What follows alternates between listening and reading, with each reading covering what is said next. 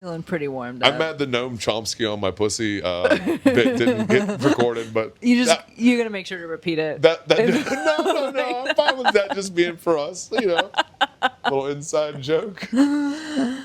All right, y'all. Welcome to Short Story Long with Serena Thiel. I am Serena Thiel. I'm here with Scott Wharton. What should I say about you? How should I introduce you? Introduce yourself. Hi, I'm Scott Wharton. I don't know.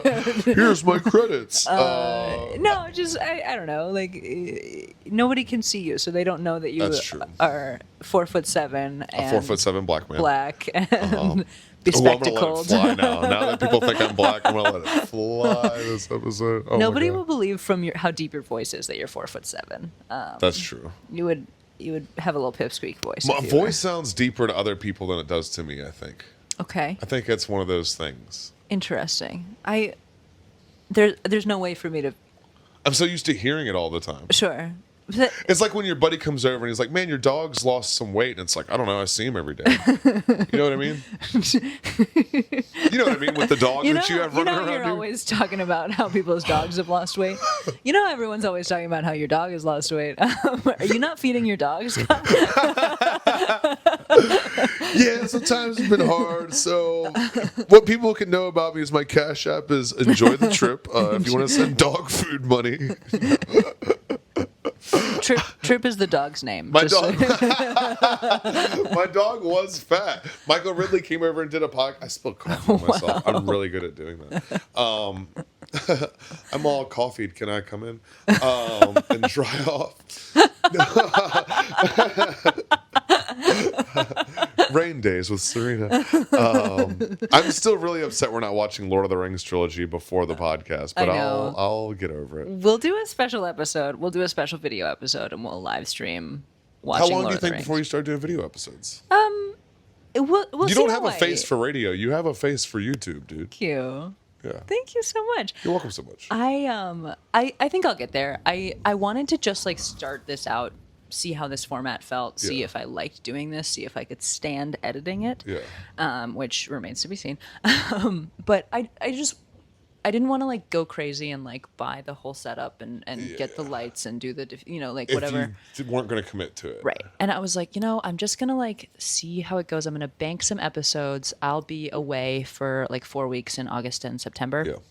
And then, so I'm planning to bank episodes and like release them while I'm gone and like kind of see how I feel about it. Yeah. And as I go forward, I'd like to move on to video and get to do special episodes and have return guests and stuff. Yeah. But for right now, I was like, you know what? I'm just going to start. Testing the waters. And see, like, because if I never, like, if I try to do it perfect, then I will never start. But if I start, then I will get to something that feels good and fun, and I'll find the right format. Yeah. So yeah, just kind of building it as That's I go. cool. But that was like the aim here. So yeah, I was like, $150 on microphones is like a pretty low investment to see how it goes. For both of these, it was $150? Yeah. That's not bad. Yeah. And then you just record it on your phone. Just That's on the dope. phone. Yeah. About me. About you. Yeah. Sorry, we were introducing me and Yeah, somehow got to talking about you again. I was describing you physically because I think it's important to you cut an imposing figure. You're very tall. Yes. You have long hair, unkempt. Whoa. Never once kempt his hair, this guy. Yeah, I'm just some 6'6" dreadhead. You run into Scott Wharton, you're never like, he was looking kempt today. Fuck you, man. I take care of my hair. Bro, I'm going home to take a shower now. Oh my, I took a shower this morning. I just didn't wash my hair because I washed it yesterday. It's not that I think you're unclean. It's that you're just not, like, you wear tie-dye. You have like a hippie look. I am currently wearing tie-dye. Is that not a good look? It's your look. It's just like, God damn it, Serena. With the diplomatic answers. Will not say a negative thing. It's not particularly put together, right? Like, are we going to Buffalo Exchange after this? This is an intervention. This is a fashion intervention from me, by the way, which is tough. I feel like 4 other women are about to walk in the room right now. We're gonna queer eye you, Uh-huh. but it's all lesbians. Dyke guy for the straight guy. We're gonna teach you how to be more appealing to dykes. Honestly, I feel like I'm already doing pretty good in that department with the long hair and the man boobs. Like, I feel like I'm nailing it. But yeah, if we can figure out a way to like up that, Yeah, yeah, I think we can do it. we can do it. What can we do for you? I get some of those like 2000s mom jeans, like loose mom jeans. Yeah, you have to get A shorts little bit more that don't androgynous. fit. Yeah, Shorts that don't fit. and like shorts that are way too big so that you can do your like waistband boxers. That's like big in the gay girl community right Okay. now. Yeah, that like early 2000s aesthetic is coming back. Yeah. Like wearing your thong out of your pants kind of Yes, shit. Yeah. I get what you're saying. Yeah. That's yeah. So I whatever. should dress like a backup dancer from 2002. I would give everything I have to see you do that. That is I would give up this apartment if you that would be so funny. I don't like for this. Come over and hang out and introduce yourself and tell some stories. And now it's just been a total critique on my physical appearance the entire time. Like, I get that I jumped out of bed and threw on clothes today. I took a shower. Fuck you.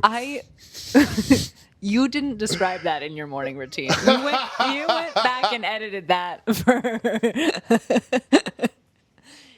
and I want you to know that was you. Yeah, but you goaded me into doing it. It was rage bait. It's like some kind of weird. You, Quit it. No, I wanted to describe you physically a little bit because you have a look that says a lot about you, and I think that probably you enjoy like playing with the expectations that people have about you given the way that you look, right? Like most of us do. Right. Whoa. Good thing we're recording on your phone. I know the lights just flickered. It's raining outside if you can't hear that. But yeah, you have this like sort of psychedelic hippie look, and I think that is both accurate and probably like not the entirety of what you are, right? Right. Like most of us. So I feel like it's good for context to be like, this is what Scott looks like. I'd look like if you pulled a guy off Fish parking lot for a pickup basketball game. That's what I look like. Yes, yeah. Is that accurate? First draft pick of the Fish parking lot. Basketball team, 100%. Basketball league. Yeah. You go to a lot of jam band stuff, right? I've been going to a lot of Dead stuff, Dead and Company, Yeah. and so I've been listening to jam bands and stuff. But I've only ever really seen Dead and Company live, so I started getting jam band curious. Okay. And then Fish came to town, so I was like, I'll go do that. And then I went, and there was a couple times that legitimately that they blew my mind, but the rest of the show, I was like, I don't really like. They're a band and they jam, but the tune of their guitars is like different than what I appreciate when it comes to that music. It doesn't like evoke the emotion that like their lyrics don't.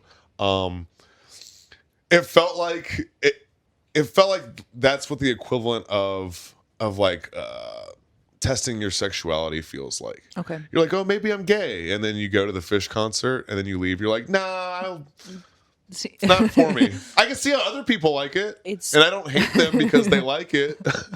It's just like, I'll let them do that. Yeah, they can get married, but you know, I don't want to go. not gonna catch me at the wedding. Yeah, I'll bake the cake. It's funny that you used Fish to test your sexuality because most of us do. Oh, let's go. Let's go. Let's go. Let's go. Serena with the lesbian jokes. Girls are smelly. Got him. Stupid. Yeah, I like that. Noam Chomsky the pussy. No, you said fit it in, right? You said squeeze it in. You were trying so hard to get that in. Very ham-fisted. So anyway, I look like a transgender backyard wrestler, as Serena so eloquently put it earlier. I wish I'd come up with that. That's so funny. Yeah, so I'm sitting here with a 3-time World Surf League champion. Yep. I'm just 3 raccoons in a trench coat, dude. That's all I'm. Truly, and 3 raccoons in a tie-dye hoodie is the thing. Yeah. But yeah, that's who you are, and that's who you are. that's who you are. Well, been nice having you on today, Scott. Thanks for That's coming his by. story. You know what's fucked up is you're like, you look like you really exude like psychedelic hippie, and that's who you are. That's who you are. Anyway, so what's your story? 4 stories about times I did LSD with my friends. Fuck, damn, dude. And you didn't know I was going to tell those stories, but she No, really I fucking did. pitched it.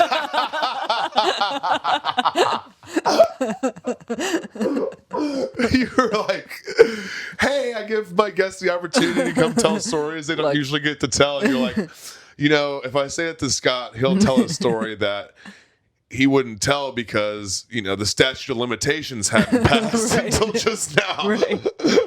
Yeah. These stories are from exactly 10 years ago to the day. Yes, you cannot use them in litigation. Yeah.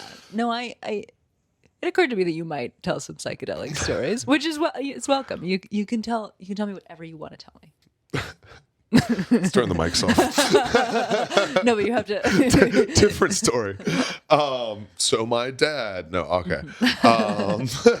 Great guy. I was 3 years old. It was Dad, a sunny also very tall, also a surfer. Born on a surfboard. Born on a surfboard. Bow, bow.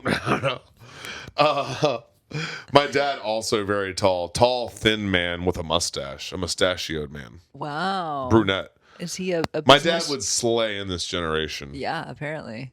Was he a business type? No, Oh, okay. no, my dad was a house painter and a crack addict. Cool. All right.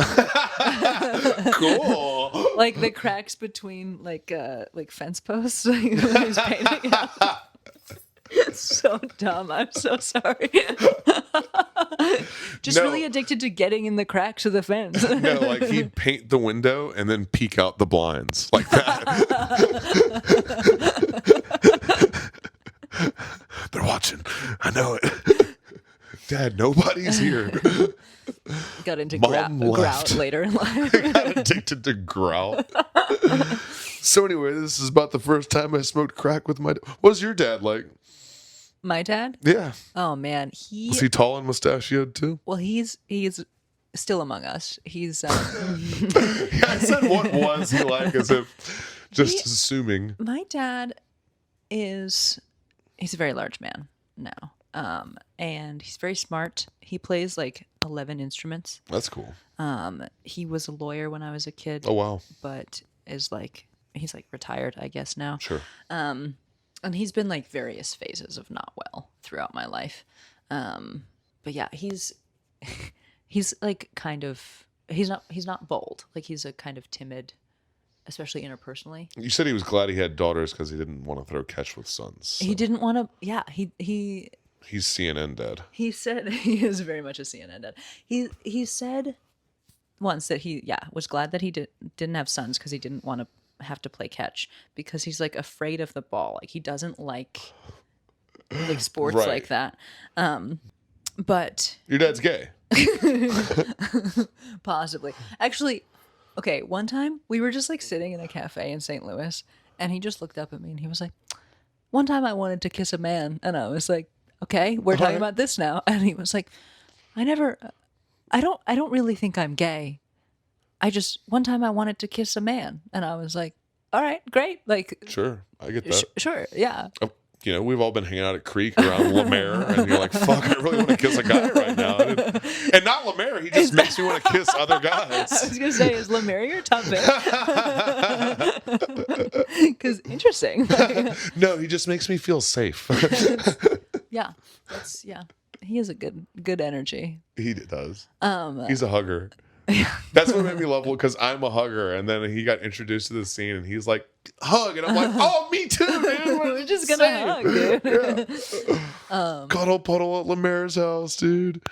But yeah, my dad told me that he admires that I am like, will just like go after the things that I want. And I was like, you can't look up to me. That's fucked up. Like, you can't.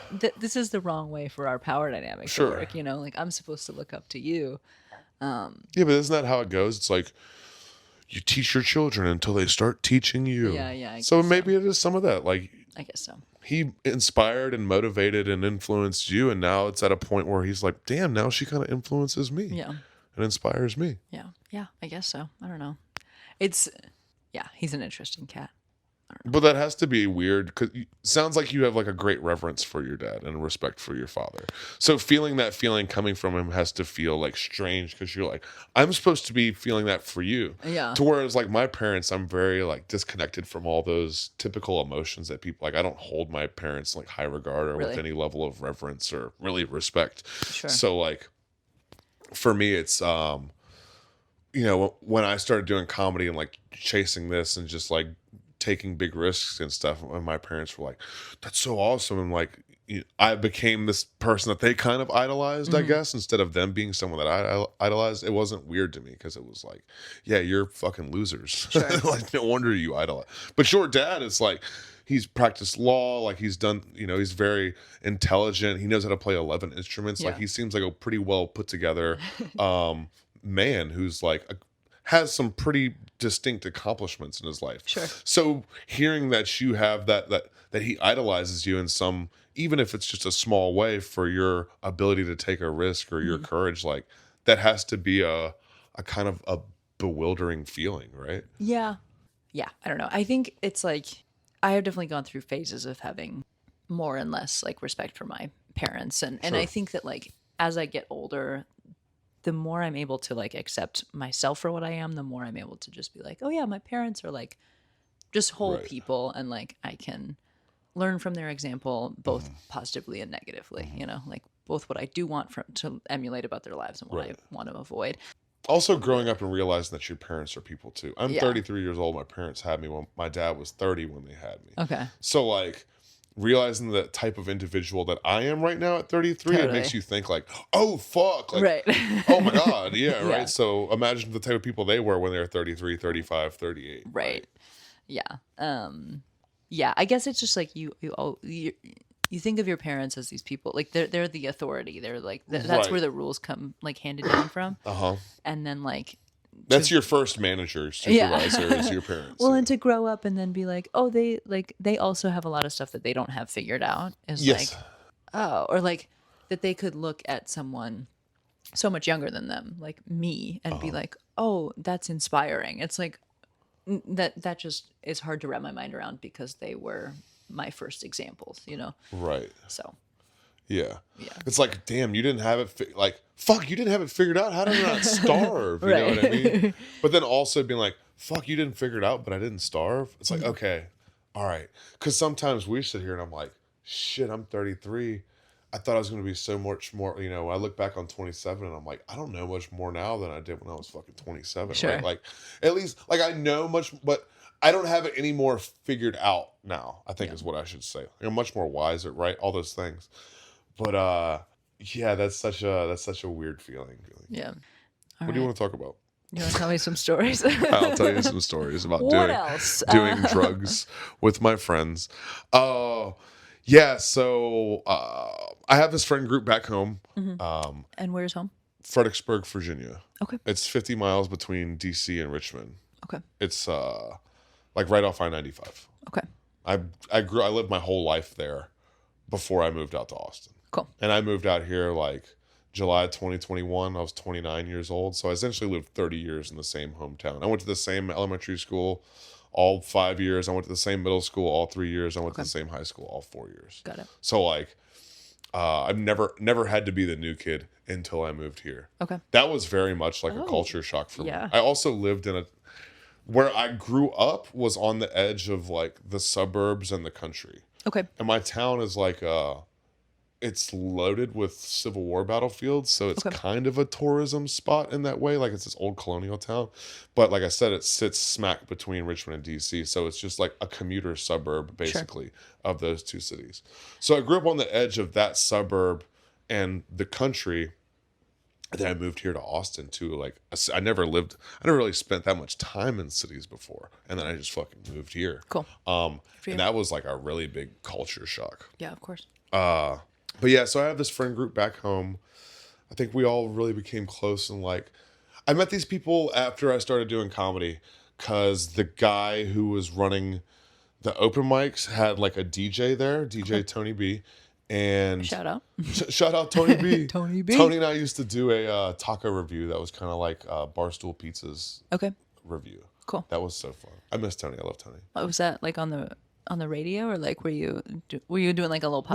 We would do it on YouTube. We put it out on like Facebook and YouTube and stuff. Fun. Instagram.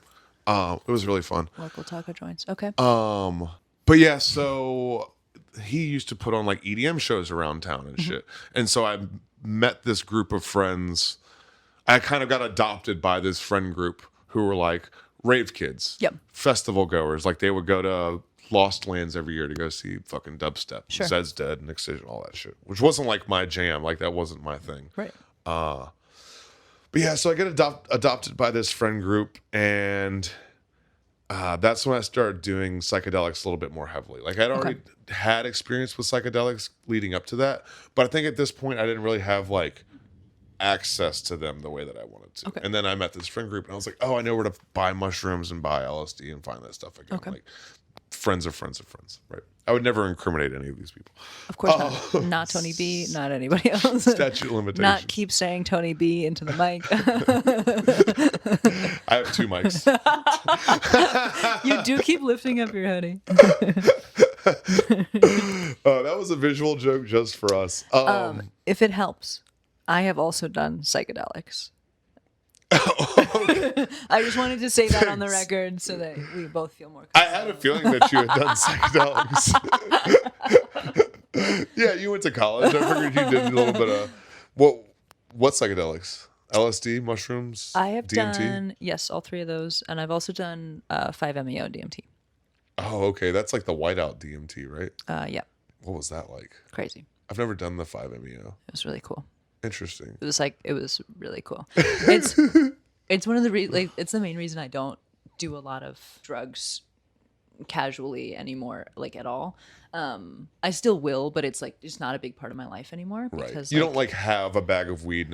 You don't have like a rolling tray set up in your apartment. You'll hit a joint, but you're because it was such a powerful like medicinal experience. That I was like, oh, like I just have a different relationship with this thing now. Like I was like, this was so healing that I like don't want to tainted. use it as like a silly little Right. I don't know it, and I It's all about your intention for sure. Yeah, I definitely believe that like psychedelic substances like that are like a sacrament for like, ritualistic witchcrafty like purposes. Yeah. Right. And when you're like practicing witchcraft for whatever intents and purposes you want to, whatever argument you want to have about that witchcraft manifestation, prayer, what the fuck ever, like it is all about your intention. Right. Like so I feel like it's the same with psychedelics. So having healed yourself and then, like, you're like, I already had this experience. I don't need to keep going back to the well. Yeah. Well, and I also like, I don't think that I can. Like, I think that like, because I had such a powerful experience, I now am like expecting that, hoping for that, and like trying to push that. Right. And like the times that I've done psychedelics and it's been a bad experience, it's because I was trying to like drive. Where like the times it's been a good experience is because I was just able to like let go. Letting go. Yeah. And I was like, I don't know how accessible that like letting go space will be for me, because now I just have this expectation of what's going to happen if I do like a powerful psychedelic again. Right. And I'll be like, oh, like I can go back to this place of healing, and it's like maybe not, maybe that would take me to a place of real damage because I was like trying to I was trying to decide what I was going to get out of it beforehand. Yeah. So like the time I did 5-MeO, like I was just like, it was totally pure, and I can't not have that memory again. You know what I mean? Right. So you have that expectation going in. So I just like, I'm just like, if it comes up and I like am in the mood to like do a little bit of acid or like a little bit of mushrooms or whatever, I'm not opposed to it 100%, but I'm just like, oh, like I'm never. But the stars kind of have to align for that to happen for you. And I don't like trying to make it happen. Like it's like usually it's like if somebody has some and they're like, oh, do you want some mushrooms? I'll be like, yeah, you know. But like if I try to plan it, then it's gonna be a bad time, you know. Nothing seems to work when you try and force it. Right. Yeah. Forcing a podcast, forcing a relationship, forcing a psychedelic experience. Like that's where friction comes. Yeah. As soon as you start trying to force things, you got to just like let go. And that's why DMT is so great. Cause as far as psychedelic experiences go, that's the ultimate let go. Yeah. Like you just if you don't let go, it's going to be extremely uncomfortable. Yeah. Like LSD and mushrooms, you can still try to like maintain control. But even those, it's like, that's where like really bad ego deaths happen, is because people on LSD just refusing to let go. Yeah. You know, and then everything just starts to kind of dissolve. Yeah. It's always fun to watch. What? Love seeing it on somebody's face. I've had it happen to me so many times that when I see it, you know what I mean? Like when you see the lights go out for a second, you're like, oh.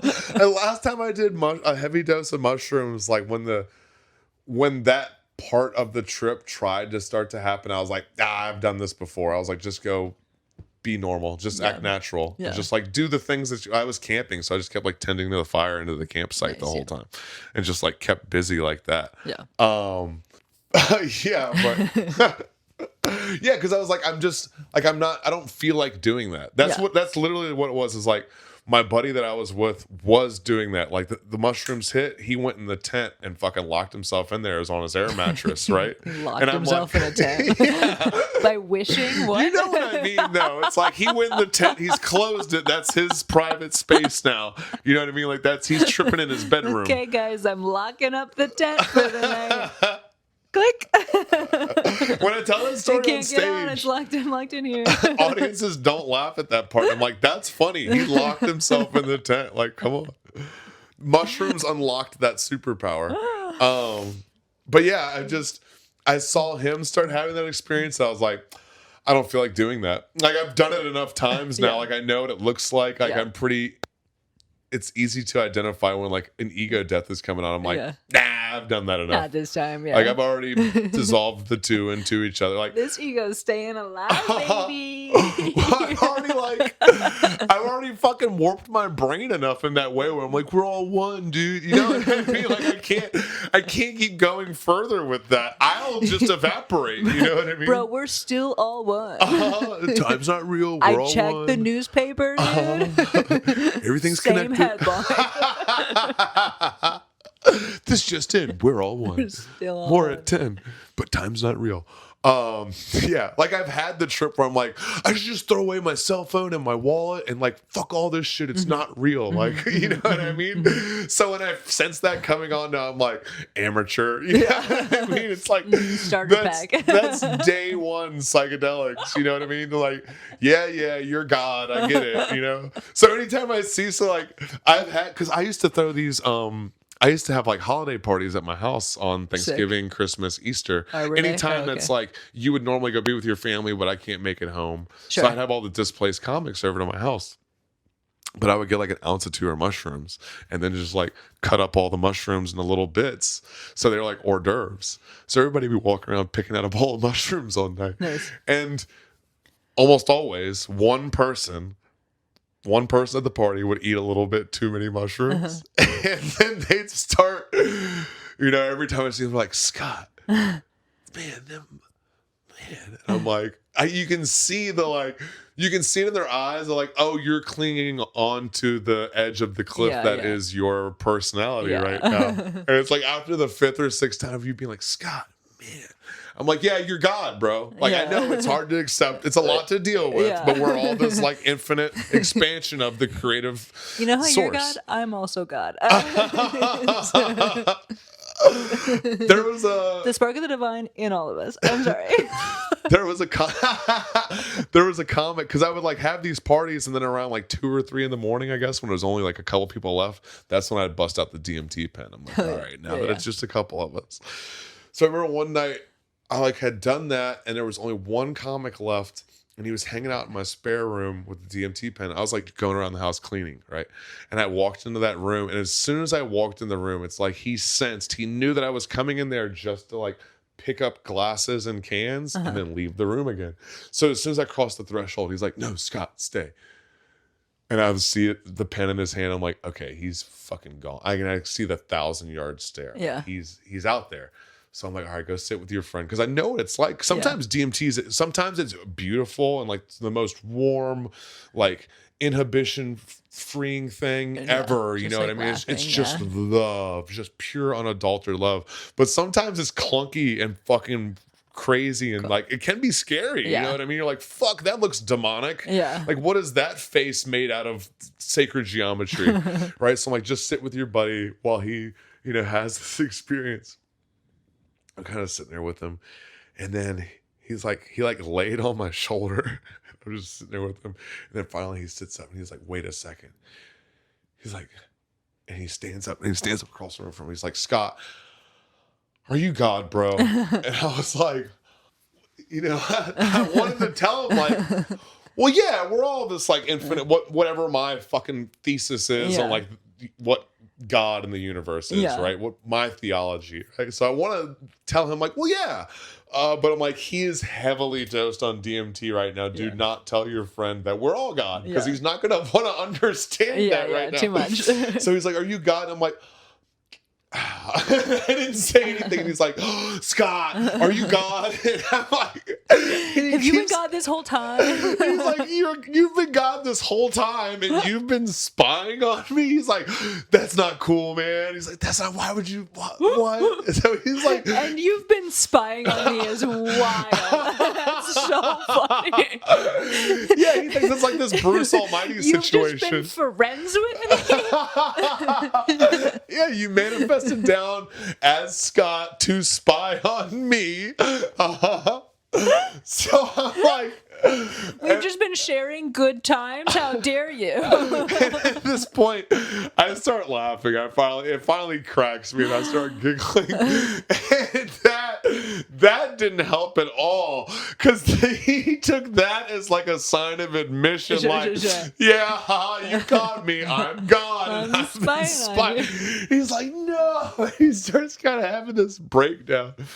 And then he kind of comes back to earth, and he's like, "Oh, sorry about that." You know what I mean? "It's fine, bud." And he leaves, and I immediately text like a couple of our mutual friends, and I was like, "Hey, Doug convinced himself that I'm God on a heavy dose of DMT. So like, if you guys could just help me keep that going for the next few weeks." We could just water that seed a little bit.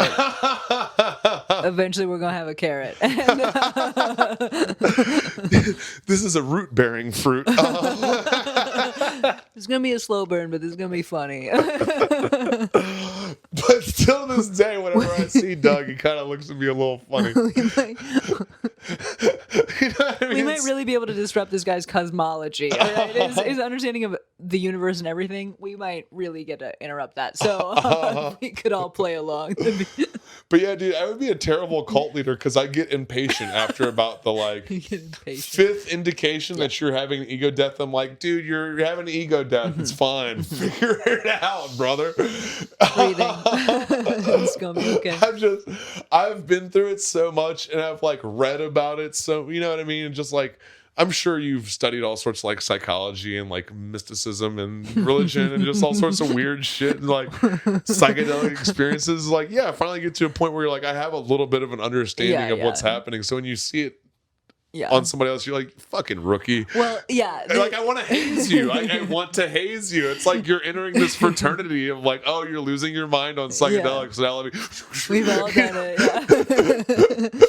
Well, yeah, the idea of like, oh yeah, it's your first day, like it's like, oh, for sure, yeah, you're just like, you're new here, like, fucking new guy. You've never even walked down the hallway. Like, new guy thinks he has to clock out at lunch. What an idiot! What an idiot.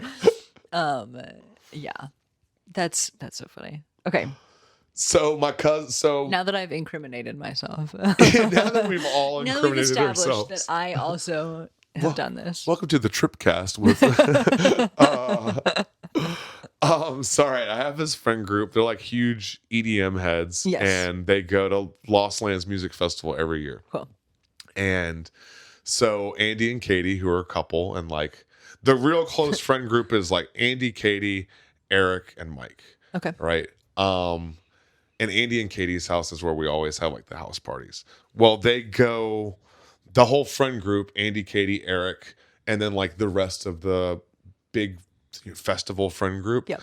they all go to Lost Lands. And Mike and I were like, we're Pink Floyd heads. We're not like EDM heads. So that's not something we go do. Right. So we do what they call couch lands. I'm watching your house and I'm live streaming the festival on your TV. So Mike and I decided that it'd be a good idea to eat LSD and walk downtown. Okay. And go like hang out with our friends. Like the other people who are the townies, right? Sure. So The townies, the civilians. So yeah, like the LSD that we used to get in this friend group was so good and Okay. so special and so magic. And like since I've moved to Austin, I haven't had a trip quite like the ones that we used to have. Okay. Like it just, maybe the secret ingredient was my friends, but like LSD just doesn't hit the same way that it used to for me anymore. Interesting. Yeah. You would think that it would be more like powerful here because this is such a like hippie kind of artsy city where Yeah. like Fredericksburg is not like a major LSD market, I would think. Right, yeah. So yeah, maybe it's like the comfort and the magic of like your home and Yeah, but also we're close to the mountains and them boys they're not all making moonshine up in the mountains. in Damn. Virginia. Okay. You know what I mean? didn't think about that. And yeah, there is a really big hippie culture here. I've only found like, I haven't looked very hard, but I've only come across LSD a couple of times here. Right? Okay. And, You're more of a mushrooms guy. No, I'm more of an LSD guy really? for Okay. sure. Yeah, the doses that I've come across, they just don't hit the same as the ones that, it's like whatever the chemist was doing from that Yeah. lineage of LSD is different and better than Yeah. what I get out here. Okay. I don't know how else to explain it other Sure. than that. Yeah. But yeah, so we dose fucking heavy and we go to walk downtown.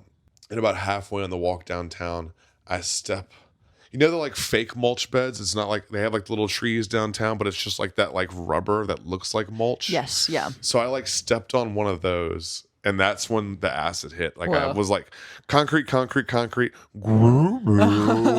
was like, oh shit, no. Mike, we need a safe word for As when it's the time to ground is leave. giving way underneath you. Perfect. Amazing. It was like if it was like that feeling of like falling, you know, when you're like laying in the bed and you feel like you're falling, you're like, oh shit. It was that same kind of sensation. Like I hit that and I'm like, oh no, we're about to lucid dream, you know. Mm-hmm. So that's when Mike and I decided that we need a safe word. Okay. And the safe word is peaches. Okay. Because that's naturally we make that the safe word because that was Mike's safe word with his ex-girlfriend. What a great thing to do when you're Good. on LSD. Yes. Very smart, right? Big, strong emotional association. Yeah. Really. You know what will be a good safe word for when I get scared on LSD? The word that my ex-girlfriend who cheated on me would say during sex. No other association. Hey, when I'm spiraling out at the bar, will you help that spiral go faster and deeper, please? You want to hit the gas real quick? So Amazing. Okay. we got to the bar and like after that step, every step closer to the bar was like tripping a little bit deeper and a little bit harder. And you know how it is when you're tripping, it's like when you're around the people that you're tripping with, you're like, hey, blah, blah, blah, blah, and you're all goofing and talking. It's the same as when you're smoking weed with a bunch of people. It's like, da, da, da. But then as soon as you get to a new group of people, you're like, oh, fuck. Everyone hates me and I'm scared. Yeah, You know what I mean? Everyone can tell, and that's a bad thing. Everyone knows. My thing when I'm tripping is I have to tell you that I'm tripping. Okay. Like if I'm tripping and I'm out at Creek and like you come up and you start talking to me, I have to be, hey, I'm tripping. And as soon as I get that off my chest, I'm like, hey, what's up? Cool, and I can be super social and like whimsical, and I'm just like a fucking ray of mischievous sunshine. Yeah. You know what I mean? But until you know that, I'm like, they know. Everyone's a CIA agent up until that point, basically. Yeah. As soon as you can describe, then it's totally fine. But like if you don't tell people, then they're like, yeah, always guessing. Uh-huh. Yeah.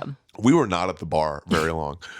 we walked in the bar, ordered water, went out on the back patio, sat down, and like the people who know, that's the other thing too, is like it's kind of a small town, Yeah. and everybody knows Mike and I, like they know we're fucking LSD heads. Yeah. Like everybody else is drinkers in the town. Mike and I like to do acid. Yeah. Everybody else is like getting drunk doing coke. So as soon as we show up and we're not like smoking blunts, drinking water, Yeah. you know, like, oh, it's blunt Scott. They're like, oh, they're on another You guys are planet. tripping, So yeah. it's like, hey, bud, how you doing? Which doesn't help Yeah. when you're tripping when somebody starts treating you like a kid that just fell down. You know what I mean? You okay? I'm like, I don't know, fucking should I be? Like, what am I doing? Not look okay? Everybody's treating me like I'm not okay. I don't have cancer. I don't have cancer. Stop talking to me in the cadence like I do have cancer, you know? Hey, need anything? Shit, do I have cancer? Fuck. Fuck. I knew it. But there was these, Mike and I go sit out back and we're just sitting there kind of like taking everything in. And a couple of our friends like come up and leave, you know, just a quick like little speed dating interactions with random friends. But then two girls that like kind of have been like flirty with Mike. It's essentially like, you know, Mike and I are Ed and Eddie, and that's like the three, like, you know what I mean? Yeah, It's like the girls that were like flirty with, not flirty with, Yeah. right? So we didn't know that they were out and that they were together, because when they're together, they're especially dangerous. Okay. So they walk out back, Mike and I see them from afar, and they are hammered. Okay. And when you're tripping, like drunk energy and it's like opposite, or it's like the same side of a magnet. Like you try to touch Yeah. LSD person and drunk person together, it's like burp. It It just work. doesn't Yeah. meet, dude. It's just a fucking cold front and a warm front. It just Yeah. doesn't work. So we see them and they're sloshed, and we're like, oh no, the drunk, dangerous fucking white trash girls. Here they come, and they come up and they're like, hey, like Mike and I could hardly talk to each other, let Right. alone our friends. So like these girls are trying to be all flirtatious with us. They're drunk, and we're just like, bah. So the one that had been, you know, flirty with Mike, she sits down on Mike's lap. Oh no. And Mike was like sitting like this. And he's like, Scott, she sat down and like put her pussy like in my hand. And he's like, I've never been scared of pussy before. he's like, but in that moment, I was terrified. Because, like, this is a demon woman. All right. You know what I mean? And I am way too tripping. So basically, Well, and you're so sensitive to other people's energy then too, and Yes. like alcohol can bring like the worst out of people, and so it's just like it would like bring the like sort of demon to the surface. You're like, ah! Yeah, when you're tripping heavy, you can like see other people's intentions and Yeah. energies. You know what I mean? Yeah. So yeah, she does that. So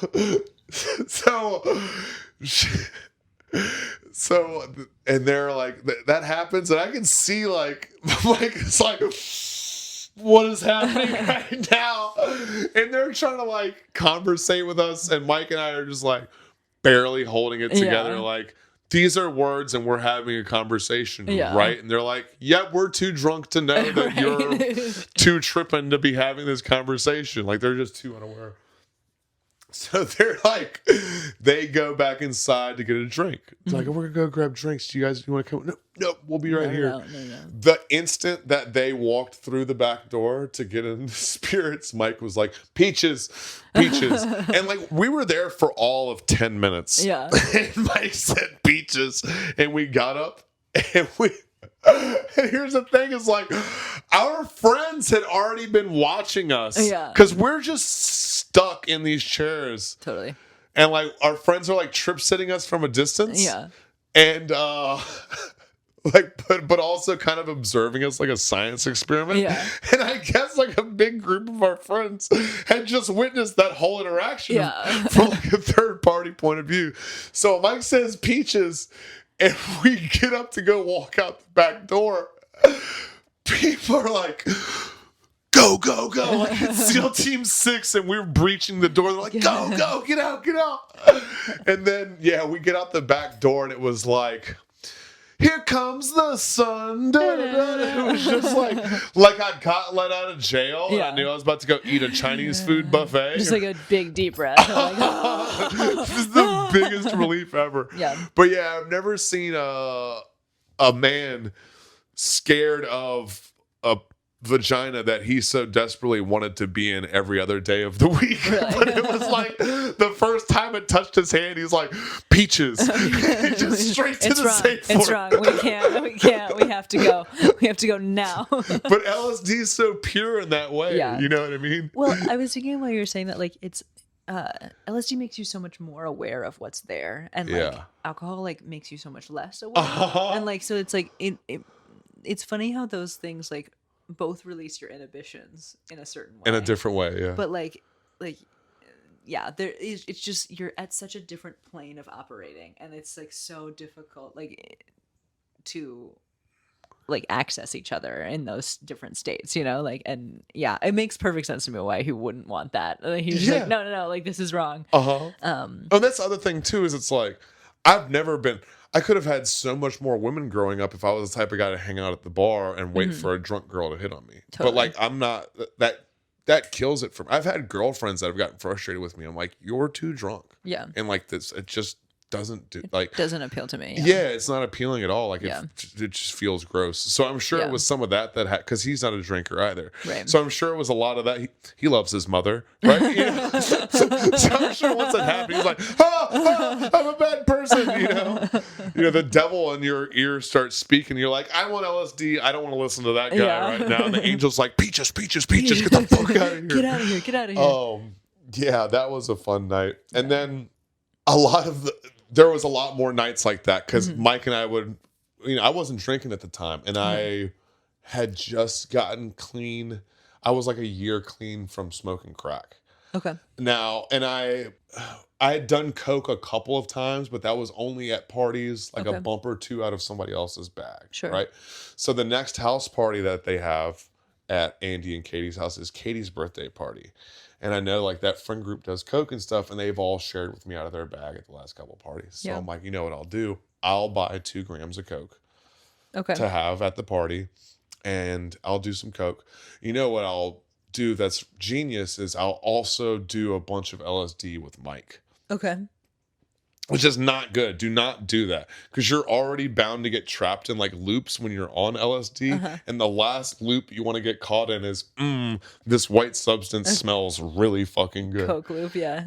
Coke loop on LSD is the worst thing ever. What does cocaine on LSD feel like? Because like, does it heighten everything or like? That was the only night that I ever did it. I think it just got to a point where they started battling with each other. Because, like, for me, the coke, and I'm sure this happens with a lot of people, but after a certain point, you start feeling the guilt with coke. Like, the first couple hours of doing bumps at the creek with everybody is fun. But, like, once it stops pepping you up and making you, like, super conversational, and now you're just trying to, like, toe the line. You're just trying to chase it. That's when shit starts getting, like, like, you can feel it. Yeah. Like, you're watching yourself do it. And for me, when I get to that point or after the coke runs out, it's like all the guilt of, oh my God, I can't believe I spent that much money, or I can't believe it's what time? The birds are chirping. Oh my God, I'm not home. Oh, my dogs expect me home at a certain, you know what I mean? Yeah. So I started like dealing with all that. This bitch is expecting me at home. But on this night, so Mike and I are, and Mike's clean from coke at this point. Okay. Because that was like his big thing. So he hasn't been doing coke. And him and I are supposed to kind of like be sobriety buddies, but I ended up buying 2 grams of coke this night. So, just this one part of fucking. So I go upstairs. There's this girl up there in the like smoke room, right? I go upstairs. And it's just her in there. I'm like, oh, cool. She was like popular, a pretty girl in high school. Like, and I was fucking fat kid. But now I'm like at a point in my life where like I'm doing stand-up comedy. Like, I'm the guy in my hometown who's going to leave and make it. You know what I mean? Yeah. Like, I was somebody for the first time in my life, right? Yeah. Like I had a certain confidence about me, and I also had 2 grams of coke at a house party, Right. so like I'm feeling pretty confident Certain confidence. that I can get with the pretty girl, right? So I go in there and I like hanging out with her, and we each do a little bump, and then we make out. And I'm like, oh fuck yeah! So I get up to go lock the door, and like I go lock the door and go to go close lock the it. tent, excuse me. As soon as I get the tent, as soon as the door is like a fucking inch left to close it, my cousin Mike, high as shit on acid, hits the door and comes in because we used to always go to that room to escape the fucking EDM, the dubstep. Oh, okay. So he's like coming up there to find me. You're like, peaches, peaches, peaches. Yeah, exactly. He's in a peaches moment and he comes to find me and I'm like, I'm not scared this time. You know what I mean? You go be scared. I'm not. I'm doing great right now. But I'm about to hook up with the fucking popular girl. Yeah. So he comes in and he pretty much like looks at her, looks at me, is like, sorry, bud. I'm like, God damn it. All right, well, Damn. now I'm just going to go to doing coke as an activity, right? Yeah. So I have like a pile of coke. I've dumped out most of my coke on like a CD case. Okay. And there's like a pile this big. That dates the story, but yeah. Yeah, oh, yeah. So Got a jewel case going. So it was 1995. So it was my corn CD. Snort it. So, yeah, I had like the big pile of coke that I had pulled 2 lines off of, one for me and one for her. So I do my line, and then I hand her the CD case, and this bitch does the whole pile of coke, bro. No way. Yeah, and I'm like, 2 grams minus 1 line. I mean, it wasn't my whole bag, right? I had already been doing coke up to that point, but it was a fucking nice sized pile. It was like an Holy elite. shit. It was somewhere between a half gram and a gram. Did it she, was like, a lot. Scoot it up with like a little, like, did you roll up a dollar bill or Yeah, whatever? yeah. Okay. I she do. just, like, I don't do bumps. I do like with key bumps. I like to sit down and do my coke like a line. You know what I mean? But, Like a but there was gentleman. a pile and then a line for her, and she went for the pile and left the line. Did she? What was her method for getting the pile? Did she start at the top of the cone, or did she go like how did she? She just went down full. She was also kind of toasty, right? So she just went Sure. down with the fucking with her. Also, this girl has like a tumor on her brain that she's had like most of her life. So she's like a tumor that like I could die at any moment, any day. That she just like lives with. So like she already kind of lives with that sort of, Whoa. you know, I could die at any second type of lifestyle. Wow. Very sweet girl, very well put together. She's a mom now. That's crazy. She's a mom with a husband and everything. Yeah, she's like very well put together. Imagine But when she goes to parties, she like cuts loose. You know what I mean? Sure, She's yeah. having fun. Could die at any second, literally. Yeah, exactly. But she does my whole pile of coke, and I'm like, what happened? And I look at my cousin, and he's laughing at me because he's clean, and he's like, I know how that feels, dummy. It was also, this is the first and only time in my life that I was like, oh, the power of cocaine to like win a woman's affection at a party. It was the first time I tried to use that tactic. And then she snorted all the coke. And I was like, well, lesson learned. My cousin came in the fucking door and she snorted all my coke. Last time I fucking try that method again. Yeah. But yeah, that sent me spinning out for the rest of the night. And I had like a little bit of coke left that I did.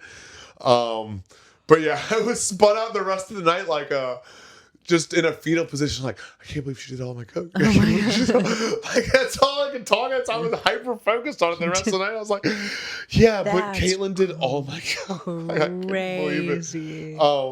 So we're all partying that night.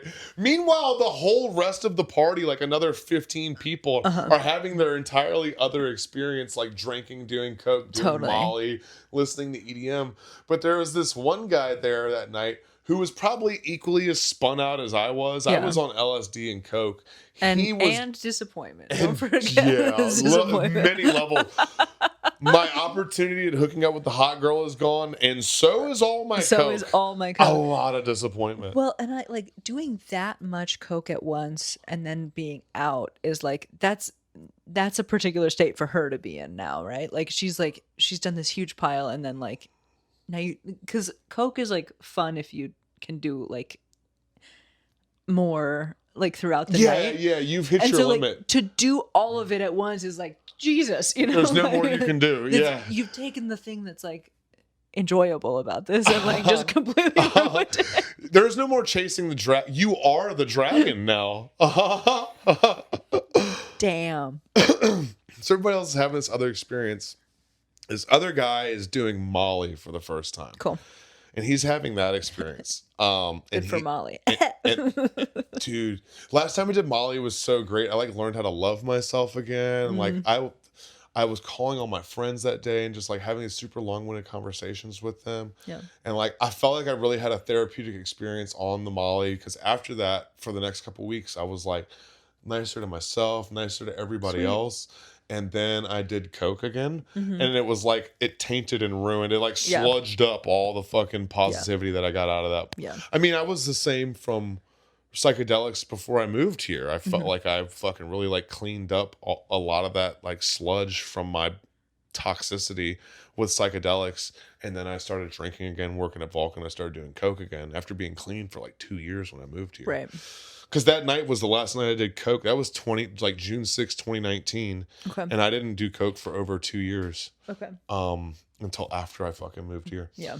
But the funniest thing that I've ever heard still to this day was we all kind of congregated because it was like 3 different parties happening at one house. We all kind of congregated on the front porch in the morning, you know, doing bong hits, watching the sunrise. And I'm still like in shock of what's happened and tripping and like kind of coming down from being tripping. And I've never really hung out around rave kids like this and people who are doing Molly like this. And this guy comes down on the front porch, the one who's been doing Molly all night, and his shirt is off because it's in his mouth. And his whole t-shirt is like rolled up like this long. He'd advanced all night from different, like they started giving him gum. Oh my and it had God. advanced all night that he was chewing so much that now he was chewing on his t-shirt like a cow chews cud. Oh my God. But it was like he was still perfectly natural and could talk to you. It was just the Molly was still hitting him in that way that he was having that physical reaction that he was like still wanted to chew. He could talk. He had a full shirt in his mouth. He couldn't talk to you. I remember like he comes out and I'm looking at him like, what the fuck is happening right now? Because I don't know any of this. I don't know that he's done too much Molly, that he needed something to chew on, that he's been chewing on different things all night. Yeah. And it evolved into his t-shirt. So I'm just like looking at him tripping like, that's the other thing. I'm tripping acid and this guy's chewing on a t-shirt. I'm like, what the fuck is going on right now? And my buddy Andy looks up to me and he said, what? It's his favorite flavored shirt. Yeah, that's my favorite. That's great. Still my favorite punchline that anybody's ever said. That's pretty good. Fucking Andy. I have I have another story that I can tell, but I think I'll wait to come back and tell it another time. Okay. Sweet. How about that? That sounds great. I'll continue the saga of house parties at Andy and Katie's house. House parties.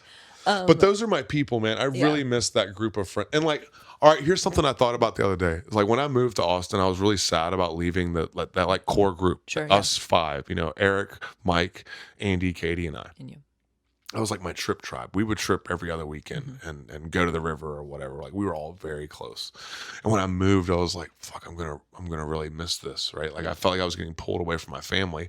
And then for years after I moved here, it was like, maybe not years, but for a while after I moved here, like I would miss them all the time. And I still do, don't get me wrong. But it's like I went from a place where I had like one core group of friends. Yeah.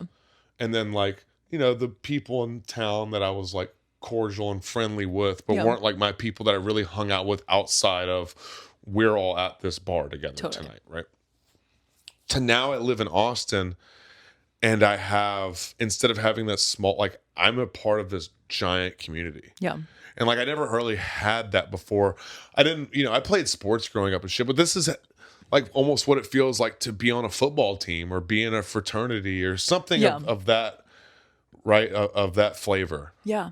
The fraternity thing, I feel like feels more like what I experience, where it's like, especially because then if you go somewhere else, it's like you meet like your brothers from other like chapters, like it's got that like like we speak the same language, we have something in common, like we often know a bunch of the same people even if we've never met, like it's there's like a confederacy of comics with small c. I'm sorry. A union. It's a union. Calm down. Where are you from? Where did you grow up, dude?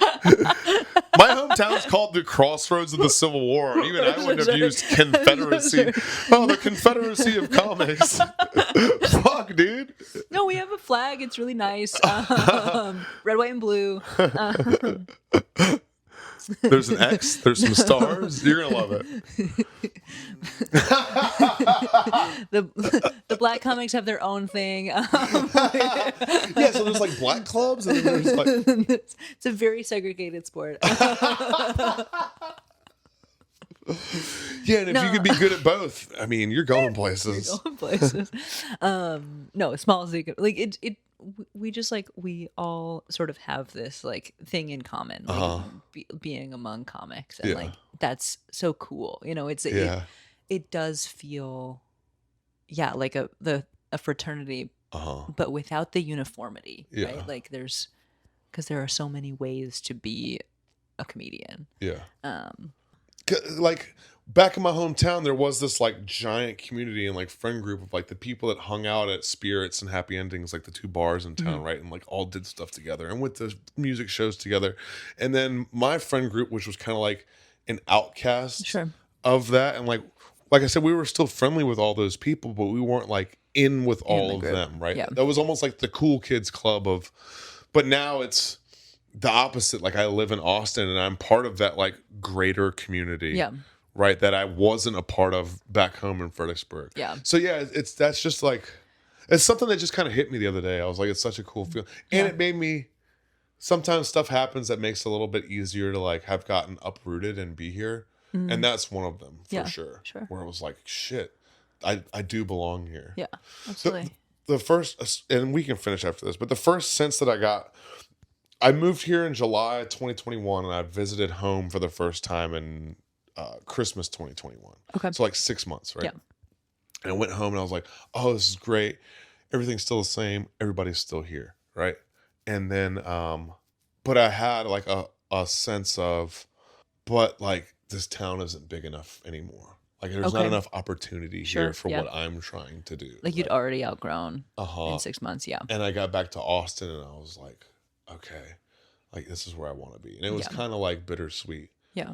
But then the next time I went and visited home, which was another 6 months later, so like June of 2022, it was like, oh no, everything's the same. Yeah. Everybody's still here. Yeah. And an even greater sense, like the instant that I landed was like, you don't belong here anymore. Yeah, yeah. This town isn't big enough. Like there's the people here that you care about. Because like I said, I wasn't really a part of that greater community. It was that small tribe that I was a part of. So it's like I still care about those people. I love coming home to see them. Yeah. But as far as like this town as a whole goes, I don't belong here in any sense of the word anymore. And when I got home that time, when I got back to Austin that time, I was like, this is home now. Yeah. I wept in the airport because it was like that sense of like that died as being like, that's where I'm from. I'll never forget where I'm from. I still love to go back and visit. Yeah. But as far as like that being home, that died on that day. It was like, this is home now. It would be like confining for you to go back there now. If you had to move back, you would be like, oh, like this is not, this doesn't allow me to like stretch my muscles in the same, I can't even fully like move around anymore. Big fish in a small pond. Yeah. And like, that's good. Like, which for some people is great. They prefer that. Yeah. Well, and some people like go back when they're ready to like have their family or whatever, you know, sure, they're like, oh, like I've done what I needed to do. I've grown in the ways that I need to. And now I can like go back to my like closer knit community. Like that's also awesome, you know? Yeah. But I don't know. I felt that way a little bit. So I spent 10 years in Montana, which is where I technically started comedy. And then I took 2 years off and I did a bunch of traveling and I went to New Zealand for a year. Oh, cool. And when I came back to... Okay. Did I go to Lord of the Rings stuff? Of course. That's yes. why you went to New Zealand. Yes, I have Hobbiton souvenirs. Fuck yeah. Cool. I went to the place where they filmed the scene, like where the breaking of the Fellowship. So like Amon Hen, I went to that, like it's actually a lake, but that like riverbank scene. And I was like standing there among like the like white birch. And I was like, everyone who made those movies, like because I don't care as much about the Hobbit movies, but like the Lord of the Rings movies were like a big deal for me when I was a kid. And I was like, not just everyone who was like on screen, they were all here, right? But like the whole crew was like standing here at one point, you know, like it was like 1998 and like all of those people who made this thing that I love were all here. And I like felt so like connected to their, like, I was like, all of the conviviality and like teamwork that made something is like that exists here in some way. That was like really cool. It's like a sports fan standing in the locker room of their favorite team. Like, they had the halftime speech here before they won that game to go to the Super Bowl. It's kind of the feeling you're having. It's like Peter Jackson stood here and gave them notes on. And everyone who had to make that happen, you know, like it's like everyone whose arms were so tired from holding boom mics and like, you know, just like getting the perfect, like exactly right zoom on like one tracking shot or whatever it was. Like it's everyone who had to make this happen. The guy who found the location, the fucking lady who brings the lattes for everybody. Totally. You know what I mean? The caterers, the girl who has to like touch up the Uruk-hai makeup because they're like sweating so fucking the much. people who have to do fucking orc makeup for like 12 hours a day. The guys who have to be in those orc costumes and like we don't have any idea who they are, you know? And like I was like all of those people were here. That was so cool. So that was like really special. That's very cool. But I went to New Zealand and I never like intended to move there, but I came back to the US and I was like, what do I want to do now? Like do I want to go back to Montana and like try to resume my life? And I love it there and I owe so much of my life there, like to my experiences there. Sure. But like I went back and I was like, I don't think that I belong here anymore. Like if I came back, it would be a step back for me. It would be like a step back into something that's too comfortable. Yes. And like, I know what my life would be like. I would go back to the old habits that I had. I would go back to drinking a lot. I would go back to like, you know, I would. Well, what else is there to do in Montana? there's plenty to do. It just like, I know that I would be so tempted by the comfort of being there that I would not continue to grow. Like I would feel like I was, but I don't think that I would be. And I was like, I don't think that I can come back here. I think that I have to move on. And that's okay. That's good. That's beautiful. You know? And I was like, all right, like, okay. And so like got to kind of say goodbye and have like one weekend at home where I was like, oh, like it's kind of like I moved back for just a second. I got to like go touch that and then be like, all right. Yeah. Moving on. And I came here. It also feels like moving back is an admission of failure, and it's like a disservice to yourself and to everybody who supported you, even if people didn't like give you a place to stay, even people who just like maybe supported you from the sidelines and you didn't know it. You know, those people maybe there's people whose it was easier for them to go about their normal life, their 9-to-5 life that they live, knowing that somebody that they cared about had the opportunity to get it out. And even if they don't make it, fucking try to make it. Sure, yeah. You know what I mean? And go take a chance on life, right? So like I do and live vicariously through you. Like you're letting those people down. You're letting yourself down. Yeah. Like there's no... It's this or die, dude. Like absolutely. I'm past the point of no return. Like there's no turning back. What? Then I fail. And this can't be that. Yeah. Also, this is too fun. I've done so many things that I'm good at that I didn't like or that weren't fun. Yeah. And this is something that I'm good at and that I enjoy doing. And it's like, I want to do it. Well, yeah. living a life that prioritizes fun over most other things is like nice. Like it's People are like, it's Peter Pan. It's like, you're going to die one day and you're going to have a lot of regrets. I'm going to have fun. It is like a stupid thing to do, but it's also like it's the best thing to do. You know, it's like it's like it's you get the one only shot at choice. this. Yeah. You want to work a 9 to 5, 5 days a week and go on vacation to Corpus Christi once a year? Right. Like, that's what you want? Like, fuck that, dude. Like, I want to do stuff. Yeah. That's what's so great about being a comic too, is like we're always on the road. We're always like seeing new things and stuff. We see so much more of the country, in a year than some people will see in their whole lives. Yeah. Like, that's fucking amazing. Well, and yeah, just like the free time to like walk around and like talk to people, be just like interested in random stuff, Yeah. and like, Yeah.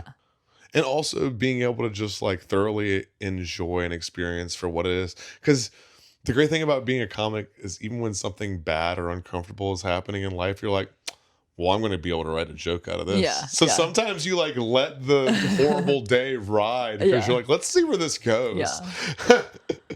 Yeah. Well, and just like anything, like it's like you do so many like bad gigs that you're like, oh, like all bad experiences also pass, like it's like I will live through this, like it will be uncomfortable and I won't like it, but I will live. And like it's kind of a different way to experience that like ego death a little bit. Yeah. Oh my God. Yeah, dude. Dude, the psychedelic experiences that come with being sober are fucking crazy.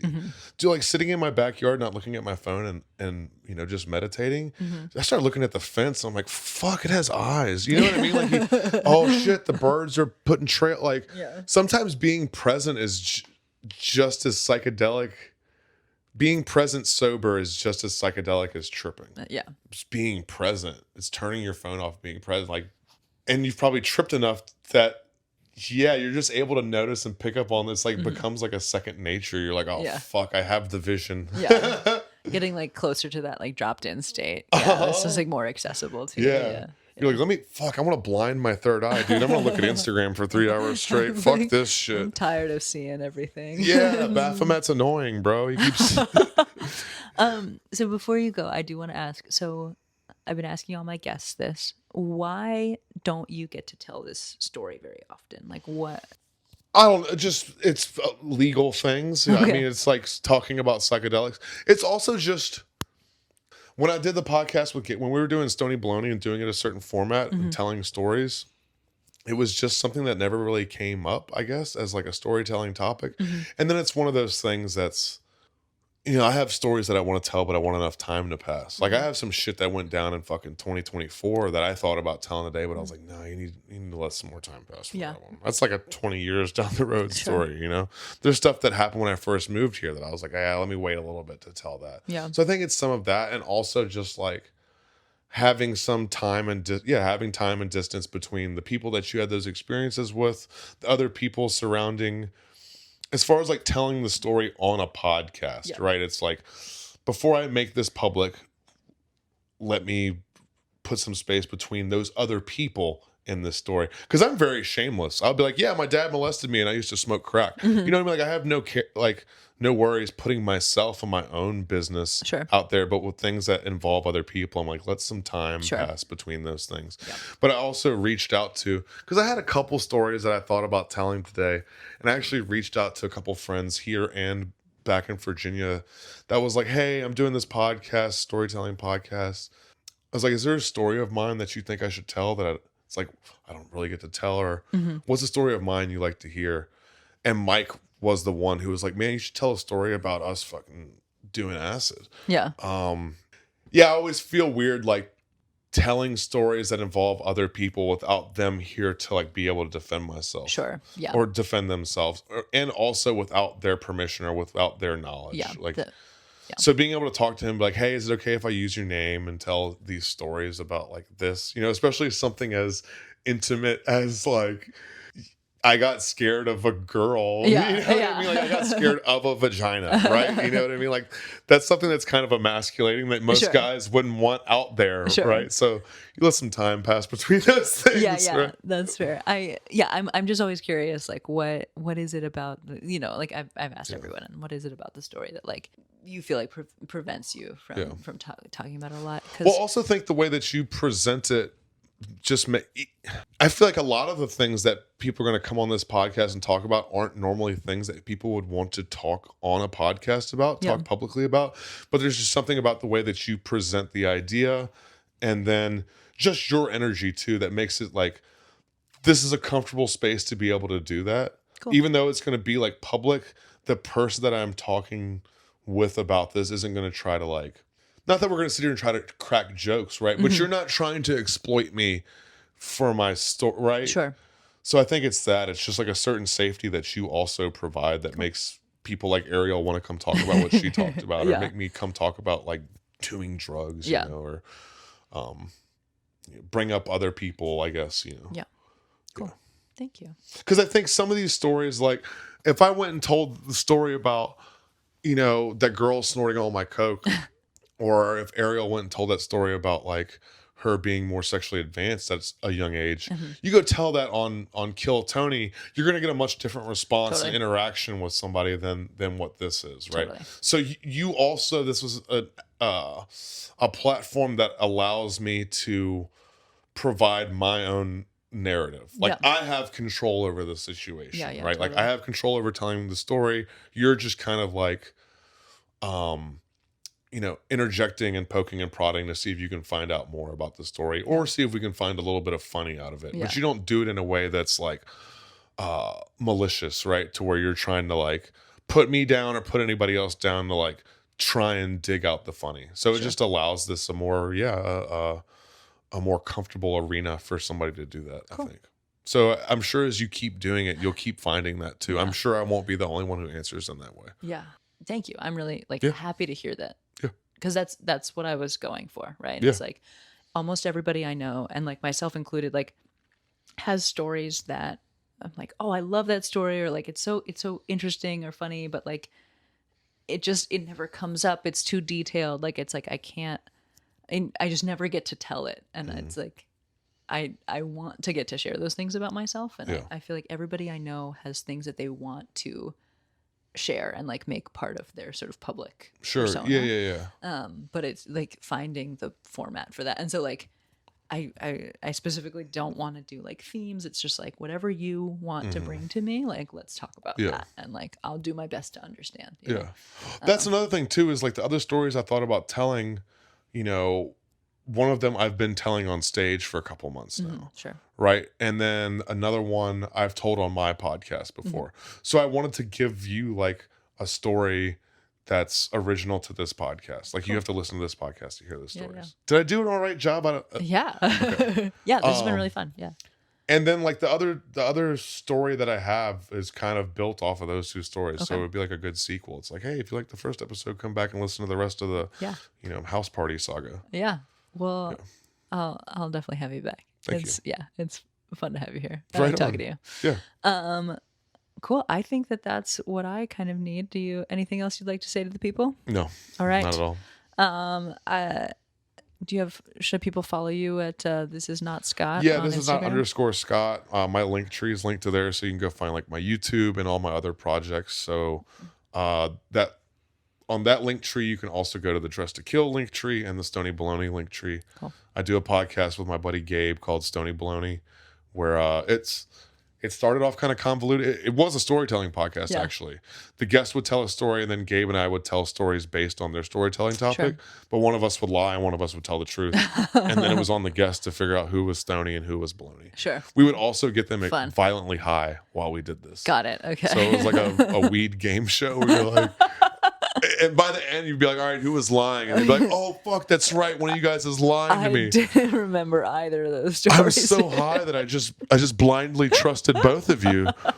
But now we just do free format, and we don't like force that. Yeah. And it's actually been going along a lot smoother. Cool. So we brought back Stony Baloney. We're actually going to record our third episode since bringing it back today.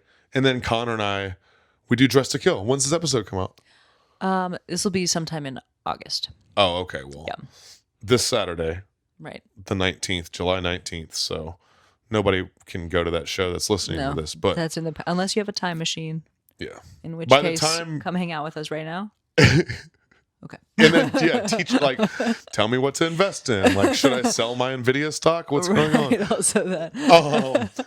So yeah, by the time you're listening to this, Serena will have already done Dress to Kill next Saturday. My buddy Connor and I do the show Dress to Kill, and we do it all over the city, all over the country. Yeah. Dress to Kill comedy.